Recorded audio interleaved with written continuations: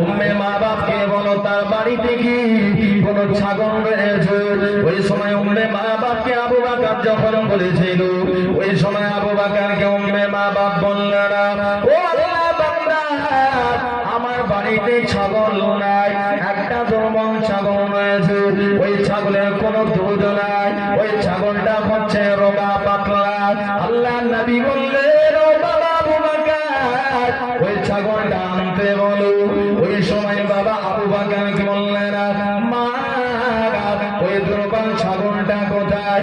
উম্মে মা বাপ দেখিয়ে দিলেন, বলছে ছাগলটা নিয়ে যায়। কারণ আল্লাহ নবীর কাছে যে সময় ছাগলটা নিয়ে যাবে, উম্মে মা বাপ জিজ্ঞাসা করেছিলেন, বাবা এই ছাগলটার কি হবে? আবু বকর জানিয়ে দিলেন, মা এই ছাগলটা দুধ দহন করা হবে। হবে না? এই ছাগলের দুধ দহন করা হবে। উম্মে মা বাপ বলছে, কি ব্যাপার, এদের মাথা ফাতা কি খারাপ? এ বকরিটা তো বাচ্চাই হয়নি, বাচ্চা না হলে দুধ দেবে? দেবে না। আবু বকর জবান থেকে বার করেছে কি দুধ দহন করা হবে। নবী বলছেন আল্লাহ দুধ দেবে। একবার জোরে বলুন। উম্মে মা বাপ বলছে যে এই লোকগুলো পাগল নাকি? উম্মে মা বাপ তো আর জানে না যে এরা কারা। বলছে দেখে মনে হয় এরা বিশাল চালাক, বিশাল চালাক, কিন্তু এরা পাগলের মতো কেন কাজ করে? উম্মে মা বাপকে বললেন, মা আপনি একটা পেয়ালা আনুন। বলে কি করা হবে? বলছে দুধ দহন করা হবে। জোরে বলে।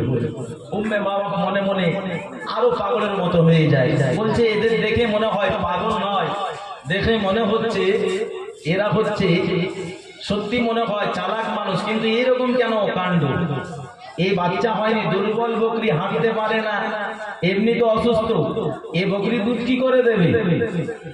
মনে হয় এরা পাগল নয়, আবার দেখতে মনে হচ্ছে এই দুজনের মধ্যে একজন ব্যক্তি রয়েছে যার ভুরুটা জোড়া, এই ভুরুখানা জোড়ানো আমাদের ফাঁকা ফাঁকা আছে। বলছে ইনার ভুরুটা জোড়া, দেখতেও সুন্দর, মনে হয় আসমানের চাঁদ আমার বাড়ি নেমে এসেছে। একবার জোরে বলে। উম্মে মা বাপ অবাক হয়ে গেলেন, পেয়ালা নিয়ে আসলেন, ছোট্ট পেয়ালা। বলছে মা বড় পেয়ালা আনুন, এতে দুধ দহন করে কজনে খাবো, বড় পেয়ালা আনুন।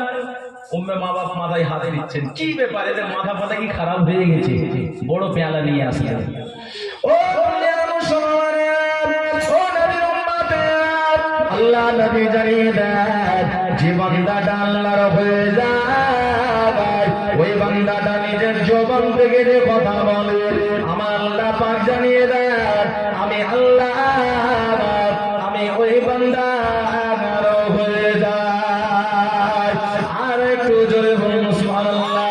ও নওজওয়ানেরা, যুবকেরা, তরুণেরা, বাচ্চারা, আল্লাহর নবী দিন দুনিয়ার বাদশা, ওই দুর্বল ছাগলটার পিঠে যখন হাত লাগালেন, হাত মোবারক লাগানোর সাথে সাথে দুর্বল ছাগলটা বাবা এমনি করে মোটা তাজা হয়ে গেল।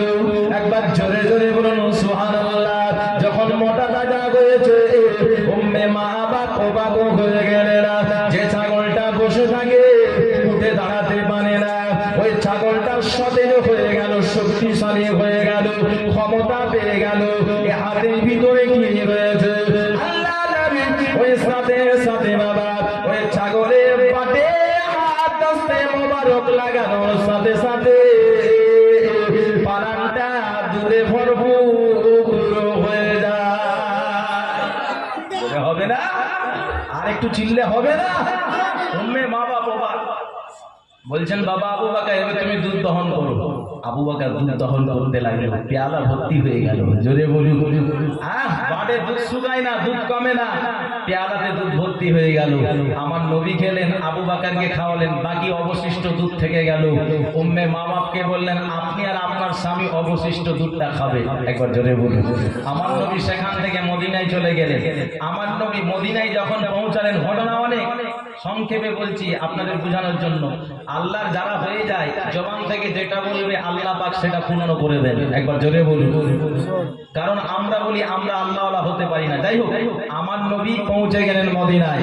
মদিনার লোকেরা অনেক খুশি হওয়ার পরে আমরা এখান থেকে কলকাতা, দিল্লি, বোম্বে যেখানে যাই, আমরা কি করি? আমাদের ঘর বাড়ি দেওয়ার জন্য ব্যস্ত হয়ে পড়ি। কোন জায়গায় আমরা থাকবো? আল্লাহর ঘর মসজিদ আমরা খোঁজাখুঁজি করি না। আরে মসজিদ নির্মাণ করতে হবে না, ইবাদতের জন্য মসজিদ খোঁজ করো না। টাইম হয়ে গেছে, আগে আমরা নিজের ঘর খোঁজ করি, তারপরে মসজিদ। আমার নবী বললেন না, আমি আমার বাড়ি ঘর আমি খোঁজ করতে চাই না, সর্বপ্রথম এই জায়গা আমি মসজিদ নির্মাণ করব। আমার নবী থাকার নিয়ে চিন্তা করলেন না, আল্লাহ পাক আমার ব্যবস্থা করবেন। ওই জায়গাতে তিনি মসজিদ নির্মাণ করেছিলেন। ওই মসজিদের নাম হলো মসজিদে কুবা। একবার জোরে বলে, আর জোরে হবে না? নওজওয়ানেরা, যুবকেরা, তরুণেরা, বাচ্চারা, আল্লাহ নবীকে সাহাবারা বলেন, হুজুর আপনি আমাদের কাছে সময় দেন। আমার নবী বললেন, সাহাবারা না না না, তোমাদের কাছে আমি সময় দিতে পারবো না, আমাকে একটু এগিয়ে যেতে হবে। মদিনা অভ্যন্তরীণ এলাকায় যেতে যেতে বাতনে ওয়াদি নামক জায়গা, আল্লাহ পাকের কোরআনের আয়াত নাযিল হয়ে যায়, হাবিব আপনি আপনার উম্মতিদেরকে নিয়ে, আপনি আপনার সাহাবায়ে কেরামদেরকে নিয়ে একসাথে আপনি জুমার নামাজ আদায় করুন। হবে না? ওই জায়গা যখন জুমার নামাজ আমার নবী আদায় করলেন, বললেন এই জায়গা মসজিদ নির্মাণ হবে, এই মসজিদটার নাম মসজিদে জুমা রেখে দেবে। একবার জোরে বলুন। আমি নবী নাম রেখে দিলাম। ওখান থেকে আল্লাহর নবী আরো অভ্যন্তরীণ এলাকা যাবে। যেতে যেতে সাহাবারা বলছেন, হুজুর আপনি আমার বাড়ি আসুন। ওই সাহাবী বলছেন, আমার বাড়ি আসুন। সবাই ডাক দিচ্ছে। নবী বলছেন, আমি তো একজনা মানুষ, একজনের বাড়ি যদি যাই অপরজন দুঃখ পাবে, আর সবার বাড়ি তো আমার যাওয়া সম্ভব নয়, কারণ দিন ইসলাম প্রচার করতে হবে। আমার নবী বললেন, সাহাবারা শুনো, আমি নবী, আমি সিদ্ধান্ত নেব না, এই সিদ্ধান্তটা আমার আল-কাসওয়া নামক উটটা নেবে। যার বাড়ি গিয়ে উঠবে তোমরা দুঃখ পাবে না তো? সবাই বলছে না, কারণ বাবলা গাছের পাতা উঠ খেতে পছন্দ করে। আর উট যার বাড়ি গিয়ে উঠবে, আমি বাবলা গাছের পাতা নিয়ে দেখাবো, উট অটোমেটিক বাবলা গাছের পাতা খাওয়ার জন্য এগিয়ে আসবে।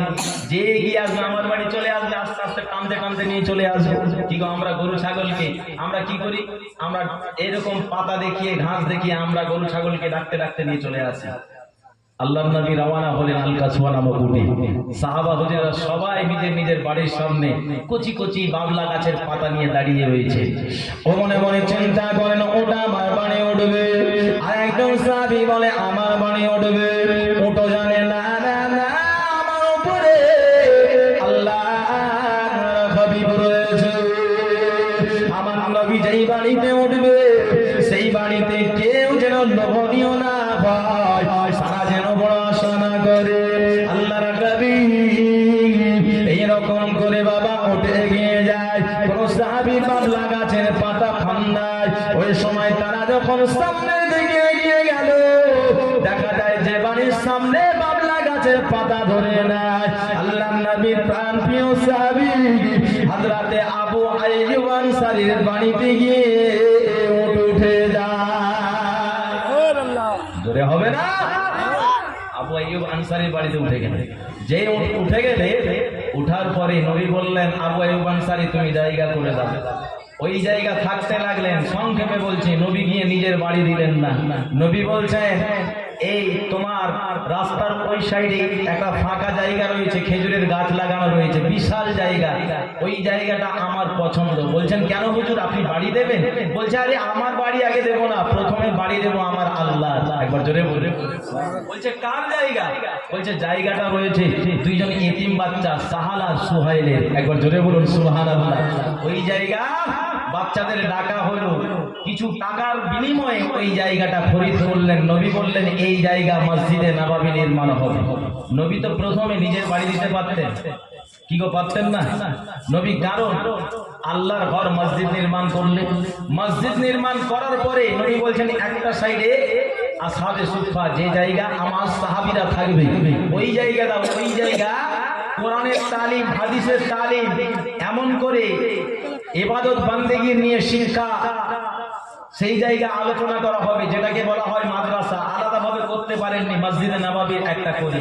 তারপরে আমার নবী বললেন, সাইডে তোমরা আমার কামরা দাও, আমার রুম দাও, ওই ঘরে আমি থাকবো। তাহলে নবী যা ভালোবাসা মহব্বত দেখিয়েছেন, আমরা নবীর উম্মত হয়ে আমরা নিজের বাড়ি ঘর নিয়ে মেতে থাকি। আর মাদ্রাসা যদি ঘর বাড়ির প্রয়োজন পড়ে, ছাত্র বেড়ে গিয়েছে, বলছে মাদ্রাসা নিয়ে এরা ব্যতিব্যস্ত হয়ে পড়ে। ভাই, মাদ্রাসাটা যারা কমিটিতে রয়েছে তারা কালেকশন করে নিজের বাড়ি নিয়ে যাবে না মাদ্রাসার কাজে লাগাবে? হ্যাঁ, মাদ্রাসার কাজে লাগাবে। তো আল্লাহ অর্থ দিয়েছেন আমাদের, আল্লাহর কাজে আমাদের ব্যয় করতে হবে না? হ্যাঁ, আল্লাহর কাজে ব্যয় করতে হবে। আজকে আমাদের ভালোবাসা কোথায়? নবীর কি ভালোবাসা, কি প্রেম ছিল শরীয়তের প্রতি, আর আমরা কত দূরে সরে গিয়েছি। বাপু ভাইয়েরা, বিস্তারিত আলোচনা নয়, সংক্ষিপ্ত আলোচনা। নবীকে মহব্বত করুন, নবীকে পিয়ার করুন, নবীর নীতিগুলো আমাদের সঙ্গে লাগান। এটাই হচ্ছে নবীর সুন্নাত। কারণ ওয়াজ নসিহত আল্লাহকে অনেক শুনি। এই মাদ্রাসার প্রথম ছাত্র হচ্ছে আমরা। এই মাদ্রাসায় 3 বছর পড়াশোনা করার পরে আমরা ফুরফুরায় চলে যাই।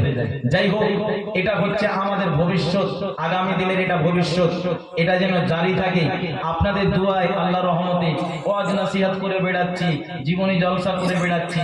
এই আপনার আশ্বিন মাসের পর থেকে 27 আশ্বিন থেকে চালু করেছি। আপনার 3টে জীবনী করা হয়ে গেছে। 4 নম্বর জীবনী চলছে ধারায়।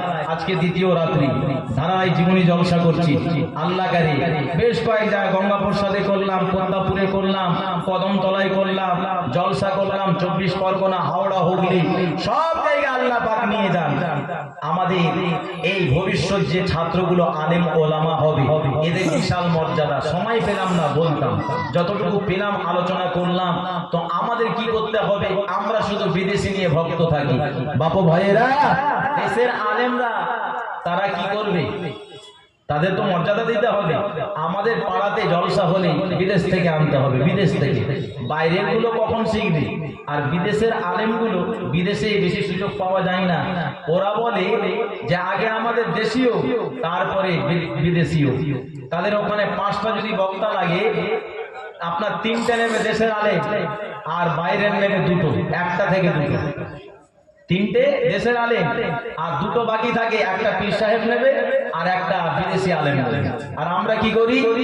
আমাদের এখানে যদি 3টে আলেম লাগে বা 5টা আলেম লাগে, বলছে প্রথমে ইমাম সাহেবকে দিয়ে দেব, যা হবে হবে, বাইরের বক্তাদেরই আনো, কারণ লোক হবে না। বাপু ভাইরা, জলসা জীবনী করছি, আল্লাহ কাছে সব জায়গায় লোক হচ্ছে। আমরা জলসা শুনতে যাব, দেশের না বিদেশের বক্তা থাকতে ওটা দেখবো না, আলেম কিনা, এ আলেম জলসা জীবনী করছে কিনা, কার কথা বলছে? আল্লাহ, আল্লাহ রসুলের কথা। আল্লাহ পাক যেন তৌফিক দেন, বলুন না আল্লাহুম্মা আমিন। যাই হোক, আমার নাম হচ্ছে মাওলানা ইসমাইল, বাড়ি আমার ছত্রগাছি। খাস করে দোয়া করবেন যেন নীতি নিয়ে, মুজাদ্দেদে জামানের আদর্শ নিয়ে, যে মুজাদ্দেদে জামান তার 5 কলিজার টুকরা রক্ত বিনিময় করেছেন, এত পরিশ্রম করেছেন, তিনার ধর্ম নিয়ে, তিনার শরীয়ত নিয়ে আমরা এমনি করে মুজাদ্দেদে জামানের সিলসিলা নিয়ে অনেক আলেম ওলামা খেলাধুলা শুরু করে দিয়েছে। বাবা, মুজাদ্দেদে জামানের আওলাদদের সঙ্গে কেউ বিয়াদবি করবেন না। তারা হচ্ছে সিদ্দিকে আকবর, আবু বকর সিদ্দিকের রক্ত রয়েছে, তাদের মর্যাদা দেবেন। তাদের পছন্দ লাগবে না, সাইড কেটে যান, কিন্তু বিরোধিতা করতে যাবেন না। যাই হোক, আল্লাহ কারি এই মুজাদ্দেদে জামানের সিলসিলা আমাদেরই সিলসিলা। তিনি বলেছেন আমার সিলসিলা নয়, সেটা হচ্ছে নবীর সিলসিলা, আল্লাহর সিলসিলা। এই সিলসিলা আল্লাহর কাছে পৌঁছে দেবে।